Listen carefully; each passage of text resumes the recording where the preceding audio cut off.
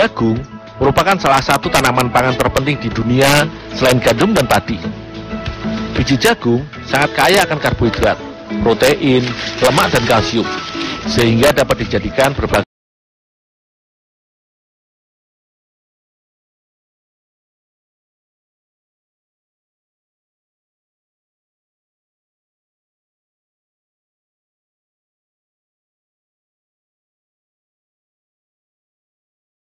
di bagian timur seperti Maluku dan Papua sudah lama menjadikan jagung sebagai bahan makanan sehari-hari.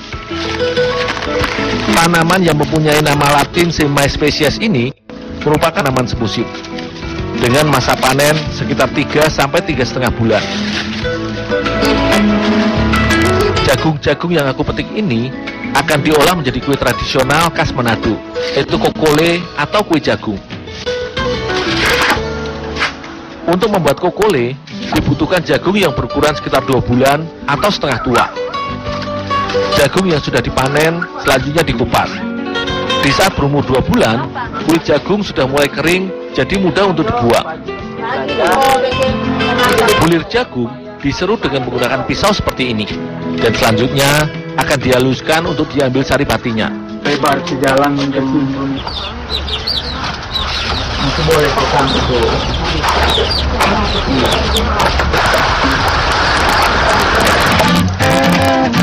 Menumbuhkan jagung di dalam lesung akan menghancurkan bulir jagung, sehingga mempermudahkan mendapatkan saripatinya.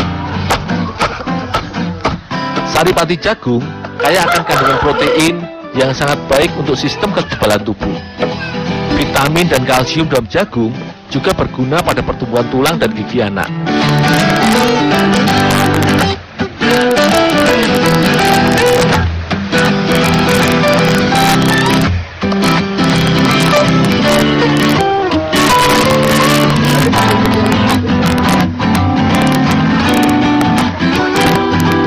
Cukup menambahkan sedikit air.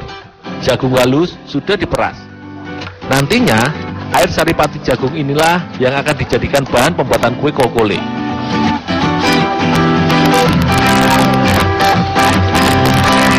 Memerah jagung tumbuk harus dilakukan dengan kuat, agar semua saripati dapat terlepas dari bulir jagungnya.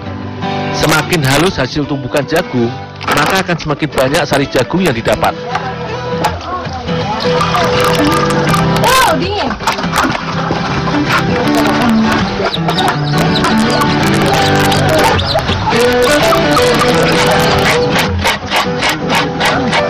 Selain sari jagung, santan kelapa juga menjadi bahan tambahan yang digunakan dalam pembuatan kokole. Kelapa yang digunakan sebaiknya kelapa yang sudah tua, karena mempunyai santan yang banyak dan kental. Santan akan menambahkan rasa gurih pada kue kokole.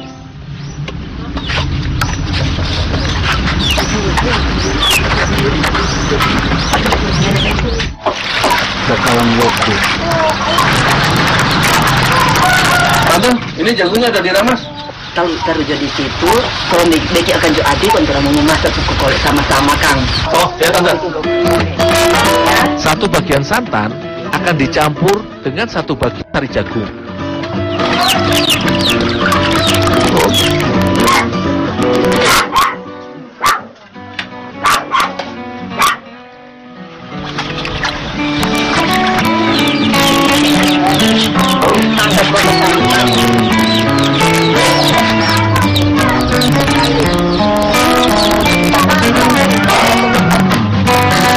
Campuran sari jagung dan santan direbus dalam kuali besar dan ditambahkan gula aren serta kayu manis dan daun pandan. Selain memberi rasa manis pada kokole, gula aren juga akan mempercantik warna kue kokole nantinya. Sedangkan kayu manis dan pandan memperkuat aroma dari rebusan kokole.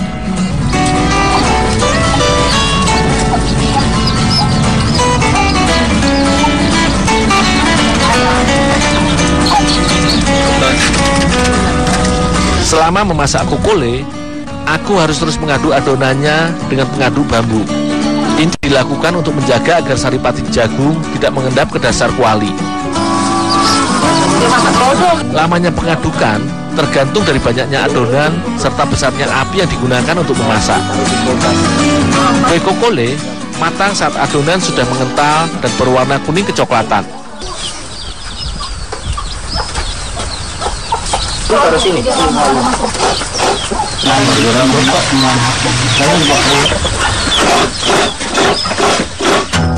Kokole yang sudah matang ini kemudian dimasukkan ke dalam cetakan yang berasal dari daun pandan hutan. Daun pandan yang dibentuk seperti mangkuk persegi panjang. Pencetakan kokole harus dilakukan dengan cepat sebelum adonan menjadi dingin. Jika sudah dingin, maka adonan akan mengeras dan susah untuk dicetak. Beberapa topping seperti kelapa parut, kenari, atau kismis dapat ditambahkan pada kokole. Meskipun sudah dicampur dengan gula aren dan santan, sari jagung masih sangat terasa.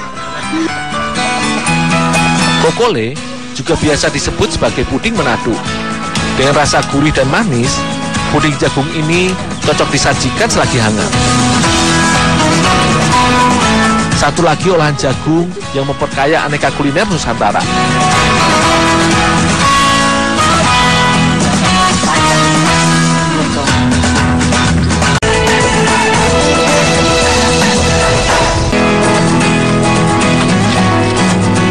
Kerang rawa atau kepah adalah komunitas penting yang banyak terdapat di Desa Peniti, Kecamatan Segedong, Kabupaten Pontianak. Dengan kondisi geografis yang didominasi rawa-rawa, potensi kerang rawa di desa ini seakan tak terbatas. Kerang rawa atau yang disebut kepah sering diolah untuk dijadikan lauk pauk. Kepah juga sering diolah menjadi sambal khas yang disebut sambal kepah. Dahulu olahan sambal kepah hanya dibuat untuk konsumsi sendiri. Kini di Desa Peniti, olahan sambal kepah menjadi ikon desa yang paling terkenal. Setelah dicuci, kepah kemudian langsung direbus. Sekali merebus, setidaknya akan direbus antara 50 hingga 100 kg kepah. Rebusan akan dilakukan selama kurang lebih 1 jam. Kepah harus merekah dahulu cangkangnya, barulah dapat diangkat untuk dikupas. Kepah adalah kerang rawa air payau jenis Polymesoda erosa. Kerang ini dapat dikonsumsi manusia dan memiliki kandungan protein serta zat besi yang sangat tinggi. Namun karena hidup di perairan payau, kepah harus direbus dalam waktu yang cukup lama, sehingga lendir dan kandungan garamnya berkurang secara signifikan.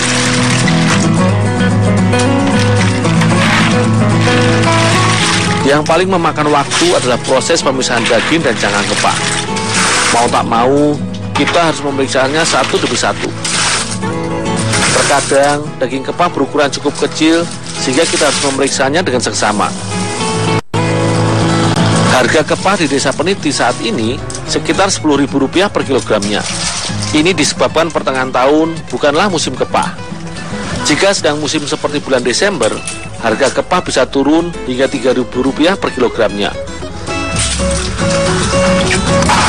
Sayangnya, berat total kepah dan jumlah daging yang dapat dikonsumsi tidak seimbang. Dari 50 kg kepah misalnya, hanya akan didapatkan sekitar 7 kg daging kepah. Sehingga, tak heran jika olahan sambal kepah yang banyak terdapat di warung dan restoran cukup mahal.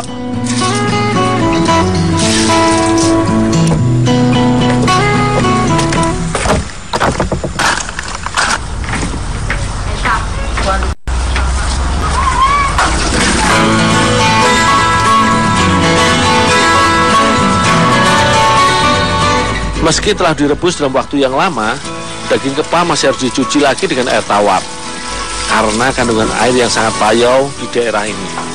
Air tawar yang digunakan adalah air hujan yang ditampung.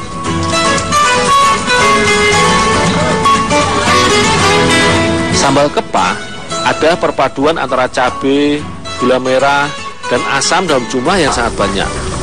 Sambal biasanya akan dimasak seperti layaknya membuat jenang atau dodol. Kita harus terus mengaduknya hingga adonan sambal ini matang. Jika ditotal sejak pertama dimasak, sambal ini telah diolah selama hampir 5 jam. Nantinya, sambal ini akan dicampur sedikit demi sedikit dengan kepah. Setiap kali akan dihidangkan.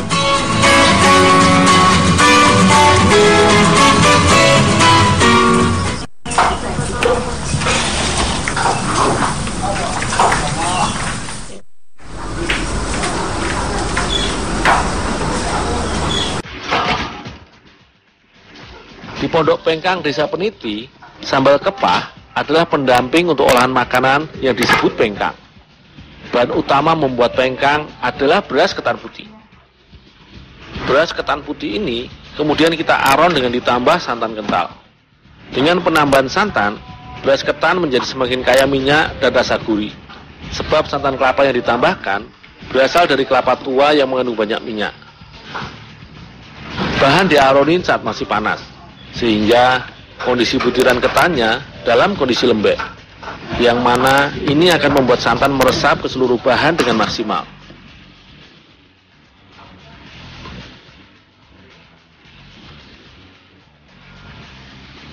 Olahan pengkang ini jika di Pulau Jawa mirip dengan olahan lemper. Hanya saja bentuk pengkang ini tergolong unik, sebab pengkang dibungkus dengan bentuk kerucut. Di Sulawesi Tengah ada yang menyerupai, namanya olahan gogos.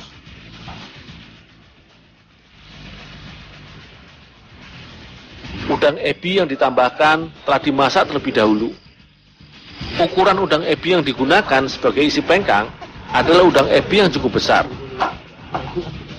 Setelah dibungkus, dua buah kerucut pengkang akan disatukan dalam sebuah jepitan bambu. Daun pisang yang cukup tua sengaja digunakan sebagai pembungkus. Tujuannya agar saat dijepit bambu dan pembungkusnya tidak mudah robek.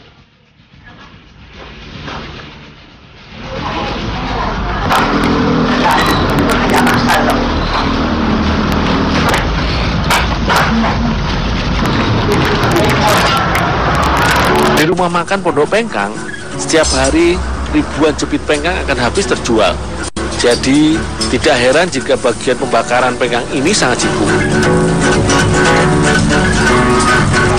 Proses pembakaran pengkang ini sebenarnya cukup sederhana. Jepitan pengkang akan disusun sedemikian rupa di atas bara api hingga matang. Tanda matang atau tidaknya dapat kita amati dari pembungkusnya. Jika sudah berwarna coklat, pertanda jepitan pengkang sudah dapat diangkat.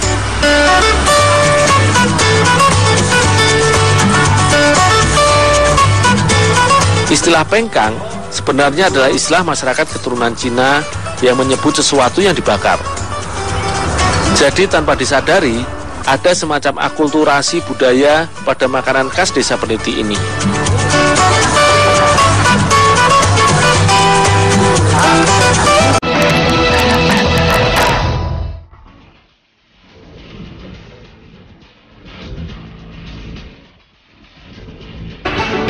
Memiliki garis pantai sepanjang 95.181 km, Indonesia menjadi negara kepulauan dengan garis pantai terpanjang keempat di dunia.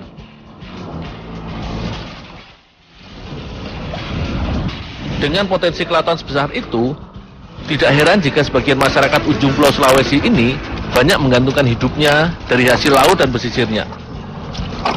Bagi warga desa Budo di Kecamatan Wuri, Minahasa Utara, laut menjadi sumber pemenuhan kebutuhan hidup. Saat laut surut, bagian pesisir pantai yang berpasir menjadi dangkal dan terlihat dasarnya. Saat itulah dimanfaatkan para warga untuk mencari sampehu. Hewan yang termasuk jenis timun laut ini hidup memendamkan tubuhnya di dalam pasir. Cara mencari sampehu gampang-gampang susah, yaitu dengan mengorek pasir yang menjadi sarang dari sampehu menggunakan sebatang kayu. Untuk menemukan lokasi sampehu, aku harus teliti mencari bagian pasir yang rumput di atasnya sedikit terangkat. Ini menjadi tanda bahwa ada sampehu yang bernafas dan bersarang di bawah permukaan pasir tersebut. Tidaklah mudah melihat bagian pasir mana yang ada sampehunya. Sekilas sepertinya sama. Jika sudah menemukan lokasi sampehu, aku harus membenamkan batang kayu ke pasir dengan cepat dan segera meraba pasir di bawahnya untuk menarik keluar hewan penyiksa pasir ini. Jika terlambat, sampehu akan lolos dan masuk ke bagian pasir yang lebih dalam. Sampehu merupakan jenis hewan lunak yang tidak memiliki pembuluh darah, sehingga warna tubuhnya tampak putih. Mereka hidup dengan menghisap pasir dan air yang kaya akan plankton sebagai sumber makanannya. Sampehu tidak memiliki tulang, sehingga mereka mengandalkan otot untuk bergerak lincah dalam pasir dan air. Satu ekor sampehu mempunyai panjang sekitar 30 cm dengan berat mencapai 80 gram. Saat ditangkap, sampehu akan mengembangkan tubuhnya menjadi lebih besar dari sebelumnya sebagai bagian dari cara mempertahankan diri.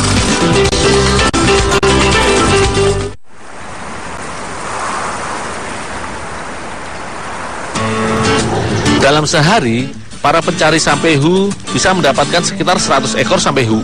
Semakin air laut surut jauh, maka sampehu yang didapat bisa semakin banyak. Di pesisir Minahasa Utara, sampehu ditangkap hanya untuk memenuhi kebutuhan keluarga, tetapi tidak untuk dijual. Oleh karena itulah, populasi sampehu di pesisir desa Butuh terbilang melimpah. Untuk mengolah sampehu menjadi masakan, tubuh hewan berungga ini dibelah untuk mengeluarkan isi perutnya. Hidup dan mencari makan di dalam pasir membuat tubuh sampehu memang hanya berisi pasir laut saja. Setelah ditangkap, sampehu sebaiknya langsung dimasak. Jika terlalu lama didiamkan, sampehu akan cepat mati dan berbau amis, sehingga tidak enak untuk dikonsumsi. Sampehu yang sudah dibersihkan dari pasir, selanjutnya dicuci bersih. Pencucian dengan air tawar juga untuk mengurangi kadar garam yang melekat pada tubuh sampehu, sehingga tidak akan terlalu asin saat dimakan. Air tawar juga membantu membersihkan cairan perekat yang terkandung dalam tubuh sampehu.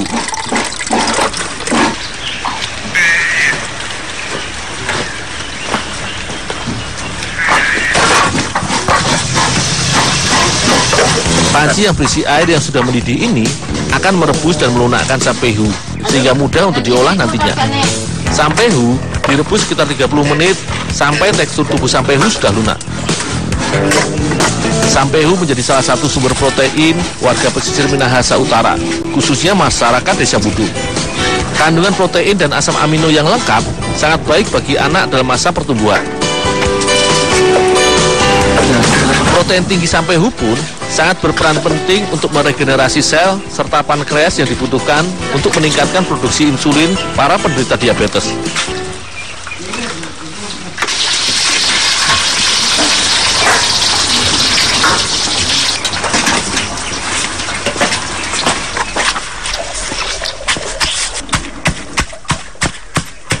Bumbu giling berupa bawang dan rica serta jahe menjadi rempah utama untuk memasak woku sampehu ala nelayan Butuh. Bumbu yang ditumbuk akan mudah tercampur dan meresap ke dalam daging sampehu.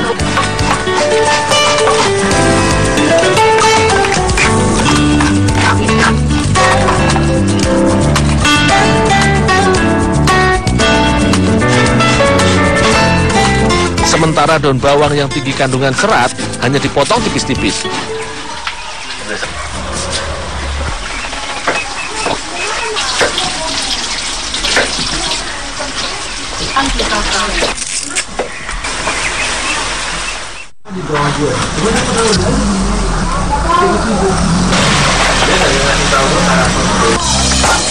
Semua bumbu yang sudah dihaluskan dan dipotong selanjutnya ditumis dengan sedikit minyak hingga layu dan mengeluarkan aroma yang harum. Daun jeruk dan pandan juga ditambahkan untuk menghilangkan bau amis dari sampehu. Begitu pula dengan kemangi dan serai. Kandungan minyak atsiri dan senyawa antimikrobanya bisa membunuh bakteri atau virus yang ada dalam masakan.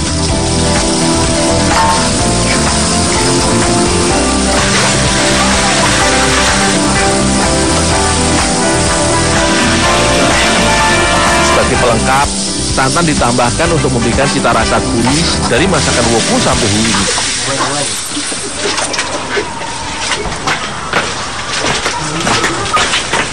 Oma, ini sampehu sudah siap. Taruh situ Jo, nanti kita mau isi.